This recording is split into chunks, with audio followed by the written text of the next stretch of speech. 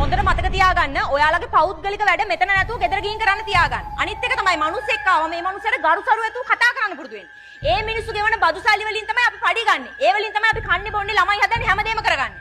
එහෙම එකේ ඒ වගේ මිනිස්සෙට ගෙම්බර් දානවා කියන්නේ ඔයගොල්ලෝ ගෙදර තාත්තා හම්බ කරන එකෙන් කාලා බීලා තාත්තටම ගෙම්බර් දානවා වගේ වැඩක්.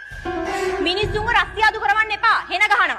ආයිත් මට මේවා කියන්න තියන්න එපා. බලන්න මාළි විතර වැඩක් කරන්නේ මෙතන. මාළි මොනවද කරන්නේ? අපේ පුතාගේ ස්කෝලේට මේ පිටු 200ක පොඩි පොතක් මැඩ. අනිත් ගත්තන රුපියල් 500ක් වෙනවනේ. ආච්චිට හාල් කරන්න එපා ඉතින්.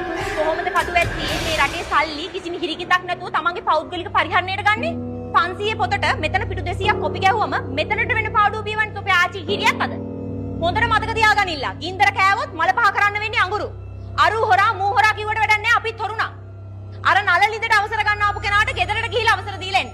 හරි? මාත් එක්ක සෙල්ලම් කරන්න ලෑස්ති වෙන්න එපා. මම හොඳට හොඳයි නරකට නරකයි.